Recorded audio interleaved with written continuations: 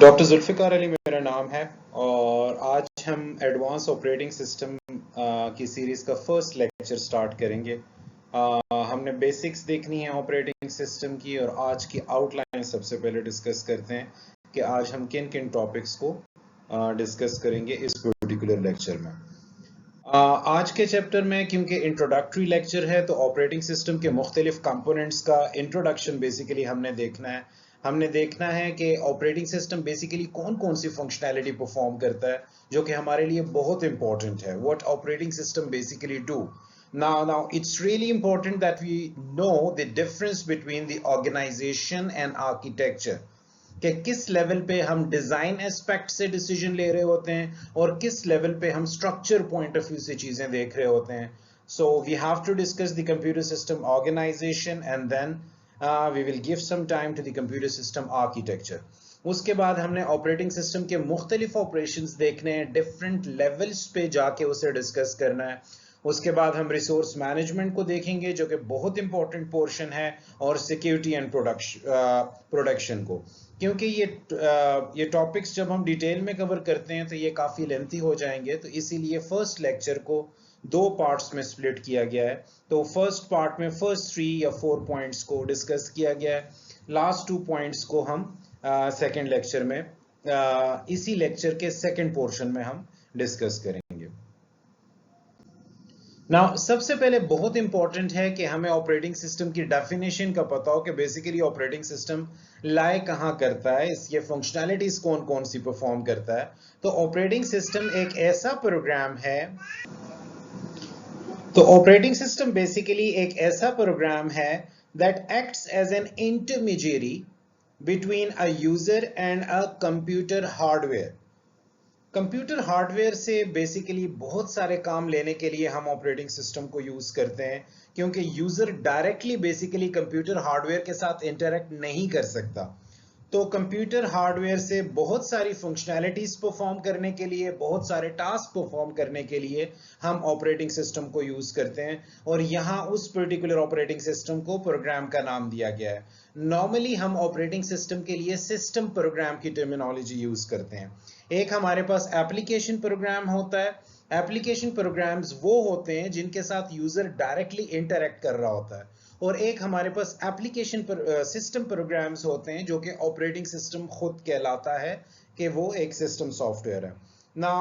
Operating system के main goals कौन कौन से हैं? एग्जीक्यूट यूजर प्रोग्राम सबसे पहला जो गोल, जो ऑब्जेक्टिव होता है आपके ऑपरेटिंग सिस्टम को, वो यूजर जो प्रोसेसेस रन कर रहा होता है, यूजर जो प्रोग्राम रन कर रहा होता है, उन्हें सक्सेसफुली रन करने में आपकी मदद दे रहा होता है, उन्हें सक्सेसफुली एग्जीक्यूट, क्योंकि यूजर वो प्रोग्राम रन करता है कोई प्रॉब्लम सॉल्व करने के लिए। तो यूजर की प्रॉब्लम को सॉल्व करने के लिए ऑपरेटिंग सिस्टम आपकी हेल्प कर रहा होता है। Make the computer system convenient to use. आपका ऑपरेटिंग सिस्टम आपको ऐसा इंटरफेस प्रोवाइड करता है जिसे जीयूआई कहते हैं, ग्राफिकल यूजर इंटरफेस कहते हैं, जिस इंटरफेस के जरिए आप बहुत इजीली इंटरैक्ट कर सकते हो कंप्यूटर हार्डवेयर के साथ, कंप्यूटर के मुख्तलिफ components के साथ। Now use the computer hardware in an efficient manner. It's only because of your operating system that you can use your computer hardware in an efficient manner.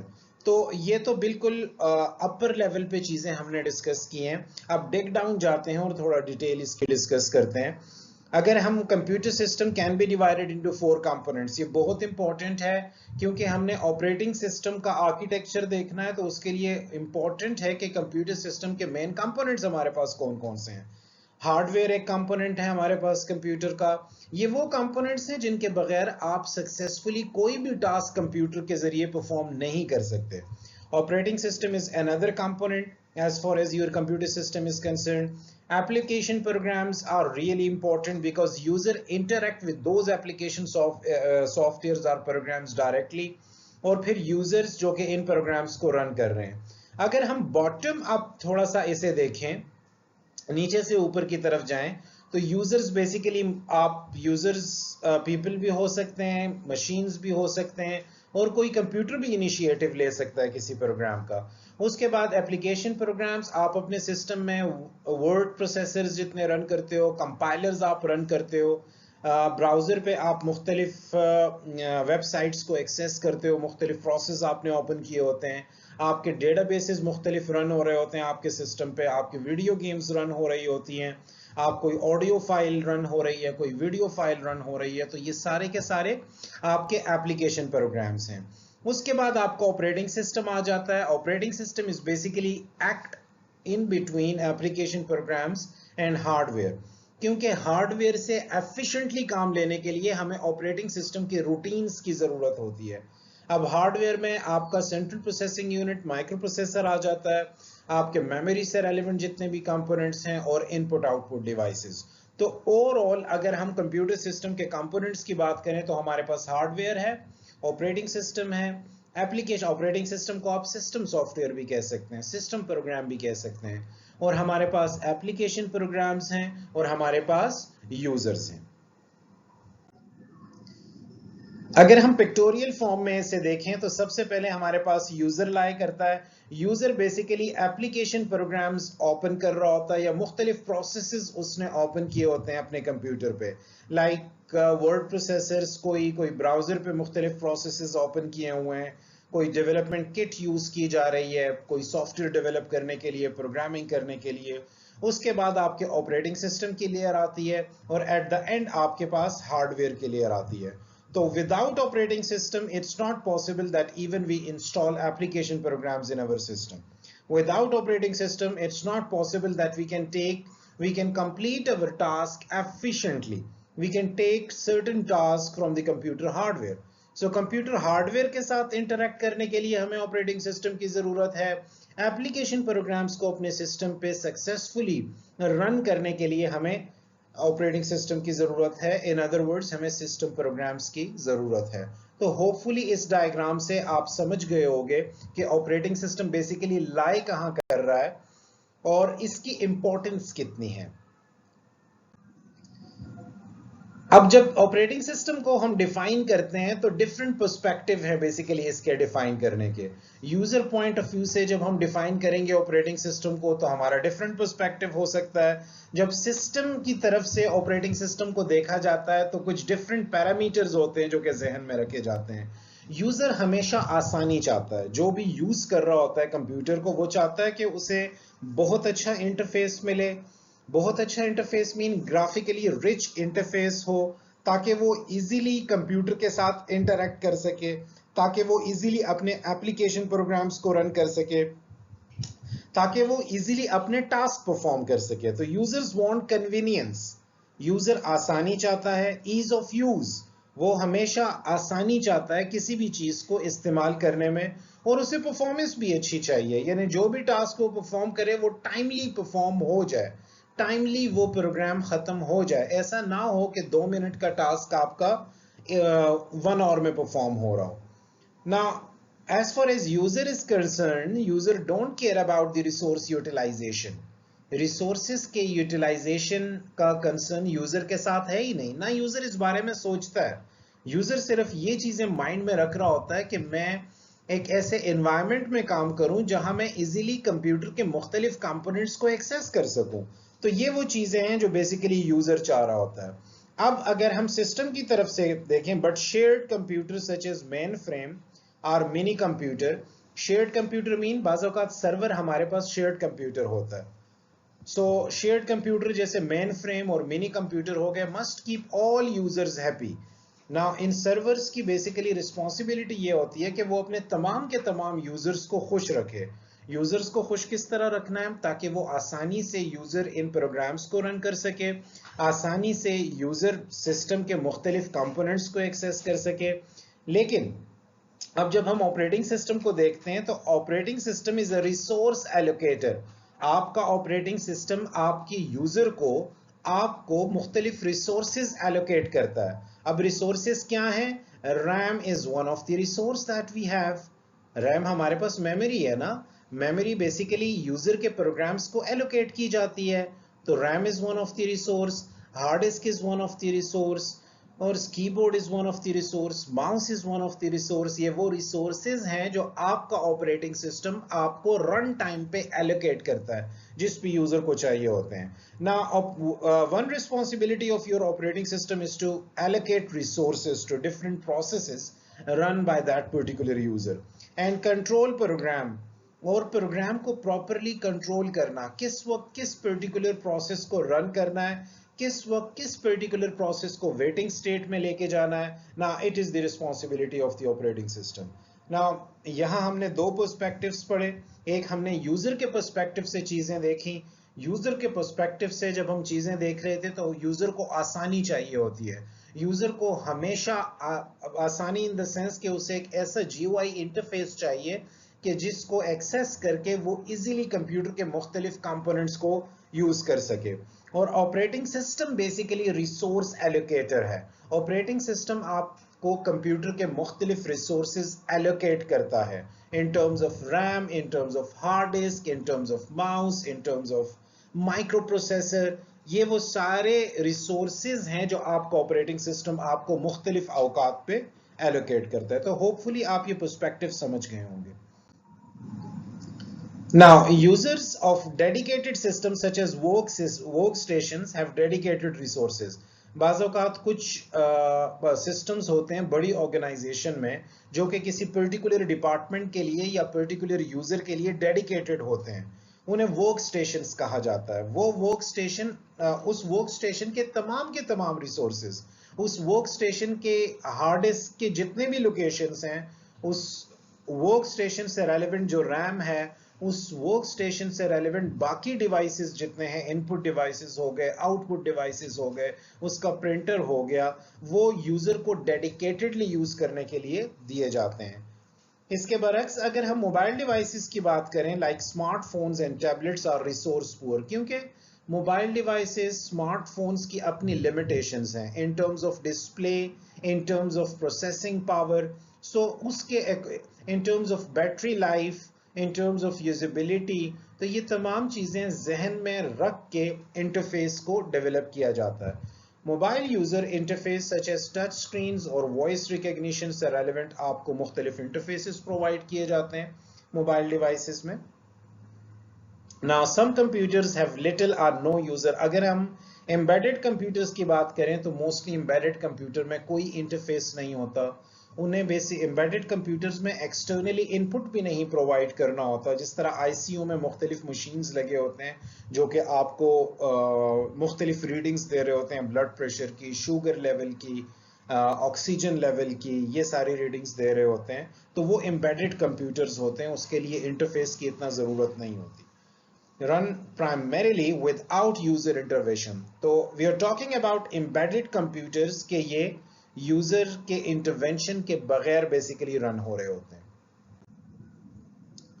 Now अगर हम थोड़ा सा formally define करें operating system को, तो an operating system is a software layer। आप इसे software layer, मैं ऑलरेडी डिस्कस कर चुका हूं कि इसकी बहुत सारी डेफिनेशन हो सकती हैं। आप अपनी ईज के मुताबिक ऑपरेटिंग सिस्टम की फंक्शनैलिटीज को जहन में रख के ऑपरेटिंग सिस्टम को डिफाइन कर सकते हैं। यहाँ जो डेफिनेशन बेसिकली यूज हो रही है, an operating system is a software layer that manages the hardware resources. अब हार्डवेयर रिसोर्सेज हम ऑलरेडी डिस्कस कर चुके हैं। RAM is one of the hardware resource, hard disk is one of the hardware resource, printer is one of the hardware resource, your input output devices are one of the hardware, are basically hardware resources. So an operating system is a basically software layer that manages hardware resources and provides common services for computer programs। common services में क्या क्या चीज आती है?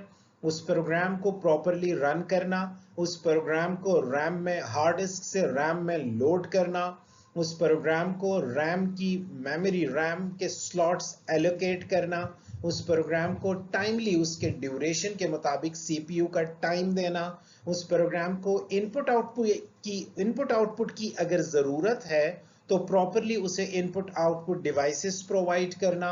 ये basically वो common services हैं जो कि ऑपरेटिंग सिस्टम आपको प्रोवाइड करता है। The one program running at all times on the computer is a kernel layer। Now बहुत important चीज है ये। There is a layer, there is a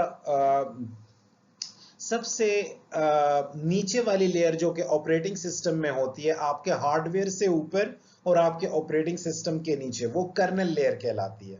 आपके कर्नल लेयर में ऑपरेटिंग सिस्टम के बहुत सारे रूटीन्स पड़े होते हैं। अब ये रूटीन्स बेसिकली फंक्शंस हैं जो आप परफॉर्म करना चाहते हैं। लेट्स सपोज आप अपने कंप्यूटर से कोई आप अपने सिस्टम में माउस के जरिए राइट क्लिक करते हैं, तो इसके अगेंस्ट कोई रूटीन इन्वोक होती है, और वो रूटीन कहां पड़ी हुई है? कर्नल लेयर में पड़ी हुई है। तो आपका ऑपरेटिंग सिस्टम उस राइट क्लिक के अगेंस्ट एक रूटीन इन्वोक करता है, और उस रूटीन की डेफिनेशन आपको कर्नल लेयर से मिलती है। आप अगर किसी फोल्डर के आइकन पे राइट क्लिक करते हो तो उसके अगेंस्ट भी आपके कर्नल लेयर पे एक रूटीन पड़ी हुई है। आप अगर किसी पर्टिकुलर फाइल को कॉपी करते हो तो उसके अगेंस्ट भी आपके ऑपरेटिंग सिस्टम की रूटीन रन हो रही है, और वो रूटीन कहां पड़ी हुई है? Basically in the kernel part of the operating system, kernel layer पे पड़ी हुई है। हम इसे डिटेल से डिस्कस करेंगे आगे, ये बार बार ये चीज आने वाली है। So everything else is either, आपके पास सिस्टम प्रोग्राम होता है। System program mean operating system. Application programs वो प्रोग्राम्स जो कि यूजर रन कर रहा होता है, जिस तरह वर्ड प्रोसेसर्स हो गए आपके, आपका ब्राउजर हो गया, आपके मुख्तलिफ कंपाइलर्स हो गए, ये सारे के सारे एप्लीकेशन प्रोग्राम्स हैं। एक और टर्मिनोलॉजी यूज होती है मिडलवेयर की। बाज़ औक़ात आपके ऑपरेटिंग सिस्टम को कुछ मिडलवेयर सॉफ्टवेयर्स की भी ज़रूरत पड़ती है, जिस तरह डेटाबेसेस, डेटा को स्टोर करने के लिए कुछ ट्रांजैक्शंस परफॉर्म करनी पड़ती है, कुछ मल्टीमीडिया एप्लीकेशंस की बाज़ औक़ात ज़रूरत पड़ती है, कुछ ग्राफिक्स से रेलेवेंट ड्राइवर्स बाज़ औक़ात हमें चाहिए होते हैं। तो ये मिडलवेयर सॉफ्टवेयर्स कहलाते हैं, या मिडलवेयर भी आप इन्हें कह सकते हैं। डेटाबेस मिडलवेयर आपके पास हो गया। फॉर एग्जाम्पल आप ODBC यूज कर सकते हैं, आप JDBC यूज कर सकते हैं, आप वेब मिडलवेयर यूज कर सकते हैं। Supports web applications and services is by handling tasks such as request routing and session management। तो जब आप ब्राउजर के जरिए किसी वेब सर्वर को एक्सेस करने जाते हैं तो उस सर्वर के साथ सेशन भी तो आपको एस्टैब्लिश करना है ना। तो उस सेशन को प्रॉपरली एस्टैब्लिश करना, आपके रिक्वेस्ट को उस पर्टिकुलर सर्वर तक लेके जाना, आपके रिक्वेस्ट को HTTP के स्टैंडर्ड फॉर्मेट में कन्वर्ट करना is the responsibility of middleware. Transaction middleware भी हमारे पास कुछ मिडलवेयर हैं। Manage and coordinates transactions across multiple systems. अगर एक नेटवर्क में हमारे पास एक से ज्यादा सिस्टम्स हैं तो उनके दरमियान ट्रांजैक्शंस को मैनेज करना, डेटा को प्रॉपर, डेटा की इंटीग्रिटी मेंटेन करना, डेटा कहीं फ्लिप ना हो जाए, एग्जैक्टली वही डेटा रिसीवर रिसीव करे जो कि सेंड किया गया है। डेटा को कंसिस्टेंट रखना, अगर एक जगह कोई एड्रेस चेंज हो रहा है तो ऑटोमेटिकली वो तमाम जगहों पे चेंज हो जाए, तो ट्रांजैक्शन मिडलवेयर भी यूज होते हैं। तो ये तीन तरह के सॉफ्टवेयर्स हैं जो कि मिडलवेयर्स कहलाते हैं, जो कि ऑपरेटिंग सिस्टम को जरूरत पड़ती है बेसिकली इन मिडलवेयर्स की। अब अगर हम overview of computer system structure देखें तो ओवरऑल इस डायग्राम से काफी सारी चीजें आपकी क्लियर हो जाएंगी। ओवरऑल अगर कंप्यूटर सिस्टम का ऑर्गेनाइजेशन हम देखें तो यहाँ मुख्तलिफ कंपोनेंट्स आपको नजर आ रहे हैं, डिस्क्स आपको नजर आ रहे हैं, माउस आपको नजर आ रहा है, कीबोर्ड आपको नजर आ रहा है, प्रिंटर है और मॉनिटर है। हर एक जो हार्डवेयर डिवाइस है उससे रेलेवेंट एक कंट्रोलर है, डिस्क कंट्रोलर, जो कि काफी डिसीजन ले रहा होता है उस पर्टिकुलर डिवाइस से रेलेवेंट। अगर आप माउस, कीबोर्ड और प्रिंटर से रेलेवेंट देखें तो हमारे पास कंट्रोलर अवेलेबल है। अगर आप मॉनिटर से रेलेवेंट देखें तो हमारे पास कंट्रोलर की फॉर्म में एडॉप्टर अवेलेबल है, और ये बेसिकली शेयर्ड मेमोरी को एक्सेस कर रहे हैं with the help of system bus. So this is basically the system organization of your computer. I think आप अंडरस्टैंड कर गए होंगे। जब भी माउस की तरफ से कोई इंटरप्ट जनरेट होती है, कोई भी क्लिक आप माउस के जरिए करते हो, तो सबसे पहले रिक्वेस्ट आपके कंट्रोलर के पास आती है, और कंट्रोलर फिर ऑपरेटिंग सिस्टम की मदद से उसके अगेंस्ट कोई रूटीन इन्वोक करता है, और वो रूटीन आपकी कहां पड़ी होती है? कर्नल लेयर पे पड़ी होती है। हम आगे कर्नल लेयर को डिटेल से डिस्कस करेंगे। Input devices and CPU can execute concurrently, यानी एक ही बार में आपके इनपुट आउटपुट डिवाइसेस से भी रिक्वेस्ट आ सकती है, आपका CPU भी फंक्शनैलिटी परफॉर्म कर सकता है। Each device controller is in charge of a particular device type. हमने पिछले स्लाइड पे देखा कि हर डिवाइस से रेलेवेंट, हर हार्डवेयर इक्विपमेंट से रेलेवेंट एक कंट्रोलर अवेलेबल है और वो कंट्रोलर बेसिकली इंचार्ज होता है उसका, ठीक है। Each device controller has a local buffer. याद रखें हर कंट्रोलर का एक लोकल बफर होता है जो कि फॉर द टाइम बीइंग थोड़े टाइम के लिए रिक्वेस्ट को अपने पास सेव करता है, इनकोड करता है, अंडरस्टैंड करता है, फिर फर्दर उसे ऑपरेटिंग सिस्टम के जरिए with the help of operating system solve करने की कोशिश करता है। Each device controller type has an operating system device driver। अगर आप हर डिवाइस से रेलेवेंट देखें तो आपको एक डिवाइस ड्राइवर की जरूरत पड़ती है। विदाउट दैट पर्टिकुलर ड्राइवर आप उस सिस्टम पे उसे रन नहीं कर सकते।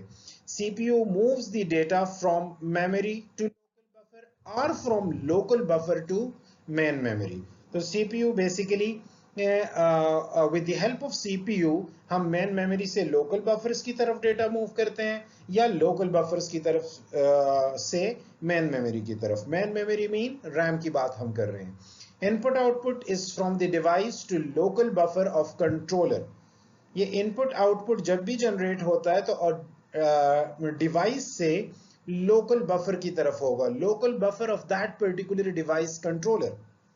Now device controller informs CPU. जब डिवाइस कंट्रोलर के पास इनपुट आती है, डिवाइस कंट्रोलर के लोकल बफर में कोई रिक्वेस्ट आती है तो वो सीपीयू को इन्फॉर्म करता है। CPU that it has finished its operation by causing an interrupt. तो वो डिवाइस कंट्रोलर बेसिकली एक इंटरप्ट जनरेट करता है और वो सीपीयू को इन्फॉर्म करता है कि वो ऑलरेडी इंटरप्ट जनरेट कर चुका है। अब इसके अगेंस्ट आपके ऑपरेटिंग सिस्टम ने किसी रूटीन को इन्वोक करना है और आपकी रूटीन कहां पड़ी होगी? कर्नेल लेयर पे। हम ऑलरेडी डिस्कस कर चुके हैं कि कर्नेल लेयर पे आपकी रूटीन्स पड़ी हैं जो हर एक एक्शन से रेलेवेंट हैं और उसके अकॉर्डिंगली परफॉर्म कर रही होती हैं। अगर हम इंटरप्ट्स को देखें तो interrupts transfers control to the interrupt service routines. For example जब भी हम माउस के जरिए किसी फोल्डर पे क्लिक करते हैं तो वो एक इंटरप्ट जनरेट करता है। वो इंटरप्ट बेसिकली इंटरप्ट हैंडलर के पास जाती है, ठीक है। इंटरप्ट हैंडलर उसके अगेंस्ट कोई ना कोई इंटरप्ट एक्टिवेट करता है और वो कोई ना कोई रूटीन एक्टिवेट करता है। जब भी किसी डिवाइस की तरफ से कोई इंटरप्ट ऑकर होती है तो आपका इंटरप्ट हैंडलर इन्वोक होता है। Interrupt handler basically interrupt vector के पास जाता है। इंटरप्ट वेक्टर में आपके बहुत सारे रूटीन्स पड़े हुए हैं।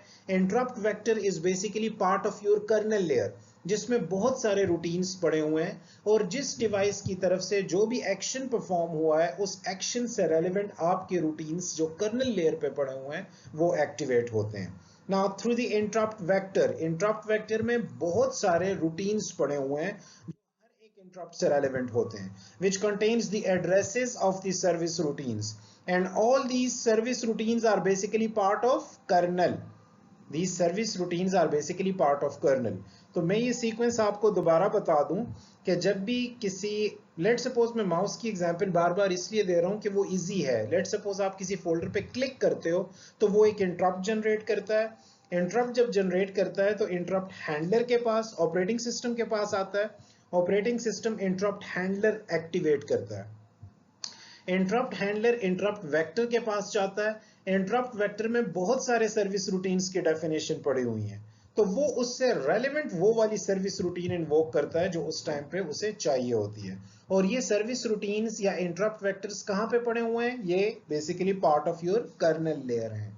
Now, interrupt architecture must save the address of the interrupted instruction। It's really important। दो चीजें होती हैं, एक इंटरप्ट्स होता है, एक ट्रैप और एक्सेप्शन होता है। इंटरप्ट्स याद रखें हमेशा हार्डवेयर डिवाइसेस की तरफ से ऑकर होगा और जहां तक ट्रैप और एक्सेप्शंस की बात है तो ये प्रोग्राम्स की तरफ से ऑकर होता है। आपका ऑपरेटिंग सिस्टम भी एक प्रोग्राम है। फॉर एग्जाम्पल जब हम जावा में प्रोग्रामिंग करते थे या पाइथन में प्रोग्रामिंग करते हैं तो हम ट्राई और कैच ब्लॉक यूज करते हैं। ट्राई और कैच ब्लॉक के जरिए हम एक्सेप्शंस को हैंडल करने की कोशिश करते हैं। तो ट्रैप और एक्सेप्शन सॉफ्टवेयर जनरेटेड इंटरप्ट्स होती हैं और अगर हम सिर्फ इंटरप्ट्स की बात करें तो वो हार्डवेयर जनरेटेड इंटरप्ट्स कहलाती हैं। An operating system is basically interrupt driven. Definitely वो इंटरप्ट ड्रिवन ही है ऑपरेटिंग सिस्टम हमारे पास। इंटरप्ट के टाइमलाइंस के जरिए अगर हम इसे थोड़ा सा डिस्क्राइब करें, देखें यहां सबसे पहले हम सीपीयू को डिस्कस करते हैं और नीचे आपको इनपुट आउटपुट डिवाइस नजर आ रहा है। सीपीयू से रेलेवेंट दो चीजें हैं, एक हमारे पास यूजर प्रोग्राम है, तो इस लाइन से आपको यूजर प्रोग्राम नजर आ रहा है, ये यूजर प्रोग्राम स्मूथली रन हो रहा है। और यहां देखें इनपुट आउटपुट इंटरप्ट प्रोसेसिंग, यहां कोई ना कोई इंटरप्ट ऑकर हुई है, यहां कोई ना कोई इंटरप्ट ऑकर हुई है, और उसके बाद इंटरप्ट ऑकर करने के बाद दोबारा यूजर प्रोग्राम स्मूथली एग्जीक्यूट हो रहा है। उसके बाद अगर आप देखें तो फिर आपकी इंटरप्ट ऑकर हुई है और फिर आपका यूजर प्रोग्राम एग्जीक्यूट हो रहा है। अब हम ऊपर वाली लाइन से रेलेवेंट सीपीयू कब यूजर प्रोग्राम को रन कर रहा है, एग्जीक्यूट कर रहा है, और कब इनपुट आउटपुट इंटरप्ट प्रोसेसिंग हो रही है, नीचे थोड़ा इनपुट आउटपुट डिवाइसेस में देखते हैं। यहां इनपुट आउटपुट डिवाइसेस आइडल पड़ी हैं, कोई भी फंक्शनैलिटी परफॉर्म नहीं कर रही। यहां बेसिकली इनपुट आउटपुट रिक्वेस्ट आई है कोई ना कोई, तो ये ट्रांसफरिंग है, बेसिकली उस रिक्वेस्ट को इनपुट आउटपुट डिवाइस की तरफ से कोई रिक्वेस्ट है जिसे फॉरवर्ड किया जा रहा है, ठीक है। ये रिक्वेस्ट यहां पे फॉरवर्ड हो गई है, transfer done. Transfer done mean जो इनपुट आउटपुट रिक्वेस्ट को ट्रांसमिट किया जा रहा है कंट्रोलर की तरफ से, वो पर्टिकुलर ट्रांसफर यहां कंप्लीट हो गया। यहां देखें इंटरप्ट ऑकर हुई थी ना, जब इंटरप्ट ऑकर हुई तो नीचे आप देखें उससे रेलेवेंट इंटरप्ट सिग्नल्ड, ऊपर इंटरप्ट ऑकर हुई, इनपुट आउटपुट इंटरप्ट। अब उससे रेलेवेंट नीचे बेसिकली इंटरप्ट सिग्नल्ड, इंटरप्ट को सिग्नल कर दिया गया है ऑपरेटिंग सिस्टम की तरफ, in other words interrupt handler की तरफ। Now interrupt is properly handled, interrupt handled mean कि उससे रेलेवेंट कोई प्रॉपर रूटीन एक्टिवेट हो चुकी है, और उसके बाद आप देखें आपका इनपुट आउटपुट फिर आइडल हो गया। यहां अगर आप देखें तो इनपुट आउटपुट रिक्वेस्ट आई है आपके पास, इनपुट आउटपुट रिक्वेस्ट ट्रांसफर हो रही है, आपका input output request transfer complete हो गया है। यहां देखें इंटरप्ट दोबारा ऑकर हुई है, तो इंटरप्ट जब ऑकर हुई है तो उससे रेलेवेंट आपने इंटरप्ट को सिग्नल करना है, इंटरप्ट को प्रॉपरली, हर इंटरप्ट से रेलेवेंट इंटरप्ट हैंडलर को एक्टिवेट करना है, और इंटरप्ट हैंडलर इंटरप्ट वेक्टर को एक्सेस करके उससे रेलेवेंट रूटीन को एग्जीक्यूट करेगा। तो यहां interrupt is basically handled properly. तो होपफुली आपको इस पर्टिकुलर इंटरप्ट टाइमलाइन से समझ आ गई होगी कि जब कोई इंटरप्ट ऑकर होता है इनपुट आउटपुट डिवाइस की तरफ से, तो आपका ऑपरेटिंग सिस्टम किस तरह एक्टिवेट होता है और मुख्तलिफ सर्विस रूटीन्स को एक्टिवेट करता है। Interrupt handling basically क्या है? The operating system preserves the state of the CPU by storing the registers and the program counter. Now याद रखें जब भी इंटरप्ट ऑकर होगा तो आपका ऑपरेटिंग सिस्टम अपने पुराने काम छोड़ के जिन प्रोसेसेस को वो रन कर रहा था नए प्रोसेस की तरफ चला जाएगा, तो उसने अपने ओल्ड प्रोसेसेस की स्टेट भी तो मेंटेन रखनी है ना। तो सीपीयू अपने ओल्ड प्रोसेसेस की स्टेट को मेंटेन रखने के लिए मुख्तलिफ रजिस्टर्स को यूज करता है, तो उसमें प्रोग्राम काउंटर रजिस्टर भी शामिल है और बहुत सारे और रजिस्टर, जनरल पर्पस रजिस्टर जो कि इसमें शामिल हैं। Determine which type of interrupt has been occurred. Now CPU have to determine कि किस टाइप का इंटरप्ट इस पर्टिकुलर मोमेंट पे ऑकर होना चाहिए, क्योंकि अगर सीपीयू को ही नहीं पता, सीपीयू नहीं इनकोड कर पाएगा, तो वो उससे रेलेवेंट किस तरह कोई प्रॉपर रूटीन को एक्टिवेट कर पाएगा। Now, separate segments of code determine what action should be taken for each type of interrupt. Definitely, her interrupt से relevant routines होती हैं, उन routines को आप functions भी कह सकते हैं, उन routines का properly code execute होता है। Interrupt driven input output cycle अगर हम देखें ये ग्राफिकल चीज़ों से आप बहुत इजीली अंडरस्टैंड कर पाते हो जो हम थ्योरेटिकली सारा कंसेप्ट एक्सप्लेन कर रहे होते हैं। यहाँ आपको सीपीयू नज़र आ रहा है और यहाँ आपको इनपुट आउटपुट कंट्रोलर नज़र आ रहा है। अब इसका फ्लो देखते हैं ना। डिवाइस ड्राइवर, कोई भी डिवाइस ड्राइवर है जिसकी तरफ से इनिशिएट किया गया इनपुट आउटपुट, आपके इनपुट आउटपुट को इनिशिएट कर दिया गया। फर्स्ट स्टेप ये है। सेकंड स्टेप में आपके initiates input output. Now input is ready, already input आपको दे दिया गया, आउटपुट भी कंप्लीट हो गया, या आउटपुट कंप्लीट हो सकता है या आपका इनपुट बिल्कुल रेडी है आगे देने के लिए, या कोई एरर जनरेट किया है इंटरप्ट सिग्नल ने। अब आपके सीपीयू के पास ये सारी इंस्ट्रक्शंस आई हैं। सीपीयू रिसीविंग इंटरप्ट, सीपीयू आपके इंटरप्ट्स को रिसीव करता है। Transfers control to interrupt handler, हम ऑलरेडी ये पढ़ चुके हैं कि इंटरप्ट हैंडलर बेसिकली आपका ऑपरेटिंग सिस्टम है जो कि इंटरप्ट को हैंडल करने के लिए यूज होता है। Interrupt handle process the data, returns from interrupt. जब मैं interrupt handler process the data हम डिस्कस करते हैं, इट मींस कि आपका इंटरप्ट हैंडलर इंटरप्ट वेक्टर को एक्सेस करता है। इंटरप्ट वेक्टर में बहुत सारे सर्विस रूटीन्स पड़े हुए हैं, उनमें से कोई एक कंसर्न सर्विस रूटीन को एग्जीक्यूट करके फिर रिटर्न करता है from the interrupt. Then we have CPU resumes processing of interrupted tasks. Now ये साइकिल बेसिकली रिपीट हो रहा होता है। आप अगर 7th स्टेप देखें तो उसके बाद दोबारा कोई ना कोई इंटरप्ट ऑकर होगी, दोबारा ये प्रोसेस रिपीट होगा, दोबारा इंटरप्ट हैंडलर इन्वोक होगा, दोबारा इंटरप्ट वेक्टर से कोई स्पेसिफिक रूटीन्स को एक्सेस करके एग्जीक्यूट किया जाएगा। तो ये एक ऑनगोइंग प्रोसेस है, इसीलिए इसे साइकिल का नाम दिया गया है। तो होपफुली आप इसे अंडरस्टैंड कर गए होंगे। नाउ हमारे पास दो मेथड्स हैं। After input output starts, control returns to user program only upon input output completion. जब भी कोई इनपुट आउटपुट स्टार्ट होती है तो सबसे पहले कोई इंटरप्ट इन्वोक होता है। जब तक ये इनपुट आउटपुट कंप्लीट नहीं है तो आपके यूजर प्रोग्राम पे कंट्रोल रिटर्न नहीं होता। दूसरा केस ये है कि after input output starts, control returns to user program without waiting for input output completion. अब ये देखें, क्योंकि हमारे पास सिंगल प्रोसेसर है, मोस्टली सिस्टम में सिंगल प्रोसेसर होता है और सिंगल प्रोसेसर एक वक्त में एक ही टास्क सक्सेसफुली परफॉर्म कर सकता है। तो this is basically the contradiction, लेकिन हम इसे डिस्कस करेंगे। ठीक है, इन दोनों केसेस को डिस्कस करते हैं। नाउ फर्स्ट केस को जब हम डिस्कस करें कि जब इनपुट आउटपुट स्टार्ट हो जाता है तो आपका सीपीयू यूजर प्रोग्राम के पे कंट्रोल तब लेके जाएगा जब ये इनपुट आउटपुट कंप्लीट हो जाएगा। तो इसके लिए wait instruction idles the CPU until the next interrupt. Wait instruction क्या करता है, आपके सीपीयू को आइडल स्टेट में ले जाता है जब तक कोई नेक्स्ट इंटरप्ट ऑकर नहीं होती। नाउ ये तमाम ऑपरेशन वो with the help of wait loop करता है। वेट लूप क्या है?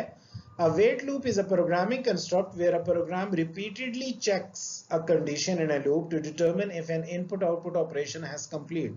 जिस input-output operation के against interrupt occur हुआ था, तो वेट लूप में बार बार ये चेक किया जाता है, आपका सीपीयू चेक करता है कि क्या वो इनपुट आउटपुट प्रोसेसिंग कंप्लीट हो चुकी है या नहीं। ठीक है, अगर वो कंप्लीट नहीं है तो उसे वेट लूप में ही रखा जाता है। जब वो कंप्लीट हो जाती है तो इस लूप से आप निकल जाते हो। This point describes a limitation where only one input output operation can be in progress at any given time. हम ऑलरेडी डिस्कस कर चुके हैं, क्योंकि हमारा एक ही सीपीयू होता है तो एक सीपीयू एक वक्त में किसी एक प्रोसेस को ही सक्सेसफुली कंप्लीट कर सकता है। तो जब तक वो इनपुट आउटपुट ऑपरेशन कंप्लीट नहीं हुई, आपका सीपीयू कंट्रोल रिटर्न नहीं करेगा नॉर्मल यूजर प्रोग्राम पे। ये चीज आपने जहन में रखनी है। एक चीज हमारे पास सिस्टम कॉल होती है। System call is just like a API, application programming interface, और आप इसे रूटीन्स भी कह सकते हैं। Now system call is a request to the operating system. System call के जरिए हम ऑपरेटिंग सिस्टम को रिक्वेस्ट करते हैं। सिस्टम कॉल खुद एक रिक्वेस्ट है to allow user to wait for input output completion. हम क्या करते हैं कि सिस्टम कॉल के जरिए हम ऑपरेटिंग सिस्टम को रिक्वेस्ट करते हैं कि वो यूजर को अलाउ करे कि वो वेट कर सके इनपुट आउटपुट ऑपरेशन के कंप्लीट होने का। हमारे पास डिवाइस स्टेटस टेबल होता है और इस डिवाइस स्टेटस टेबल में बहुत सारे कंपोनेंट्स होते हैं। एक हमारे पास डिवाइस टाइप है, एक हमारे पास डिवाइस एड्रेस है और एक हमारे पास डिवाइस स्टेट है। ये वो डिवाइसेस हैं जिनकी तरफ से इंटरप्ट्स ऑकर होती हैं। तो डिवाइस टाइप में हम information about the type of the device, कौन सी डिवाइस है, हार्ड डिस्क है बेसिकली, प्रिंटर है आपके पास, माउस है आपके पास, आपके कीबोर्ड से इंटरप्ट जनरेट हुई है। इस डिवाइस टाइप में इस चीज को बेसिकली हम मेंशन करते हैं। डिवाइस एड्रेस में the hardware address are identifier used to access the device. उस पर्टिकुलर डिवाइस को एक्सेस करने के लिए कोई ना कोई एड्रेस या आइडेंटिफायर तो होगा ना। ठीक है, तो वो बेसिकली डिवाइस एड्रेस में पड़ा होता है। और डिवाइस की स्टेट क्या है, इस पर्टिकुलर मोमेंट पे आइडल स्टेट में है, क्या आपकी डिवाइस इस टाइम बिजी है, कोई ऑपरेशन परफॉर्म कर रहा है, या आपकी डिवाइस की वजह से कोई एरर अकर हुआ। तो ये सारी चीजें बेसिकली डिवाइस स्टेटस टेबल में हमने मेंटेन की होती हैं। तो दो चीजें हैं, एक सिस्टम कॉल है, सिस्टम कॉल में हम उस कंट्राडिक्शन से बच रहे होते हैं, हम बेसिकली मजबूर करते हैं यूजर को कि वो वेट करे। हम बेसिकली एक रिक्वेस्ट जनरेट करते हैं ऑपरेटिंग सिस्टम के लिए कि वो यूजर को अलाउ करे कि वो वेट करे इनपुट आउटपुट ऑपरेशन के कंप्लीट होने का। और डिवाइस स्टेटस टेबल में मुख्तलिफ डिवाइस से रेलेवेंट मुख्तलिफ इंफॉर्मेशन हमारे पास पड़ी होती है, और ये इंफॉर्मेशन हम ऑलरेडी डिस्कस कर चुके हैं। इस लेक्चर में हमने मुख्तलिफ ऑपरेटिंग सिस्टम की डेफिनेशंस पढ़ी, उसके बाद हमने इंटरप्ट से रेलेवेंट डिस्कशन की, हमने इंटरप्ट हैंडलर को डिस्कस किया, उसके बाद हमने इंटरप्ट वेक्टर को डिस्कस किया। हमने ये देखा कि वो सर्विसेज रूटीन्स जो कि इंटरप्ट वेक्टर का हिस्सा हैं, वो बेसिकली कर्नल लेयर पे पड़ी होती हैं और ऑपरेटिंग सिस्टम उसे कैसे इन्वोक करता है। होपफुली आप ये टॉपिक्स अंडरस्टैंड कर गए होंगे। इन केस अगर कोई भी क्वेश्चन आपका हो तो आप कमेंट्स कर सकते हैं। Thank you very much.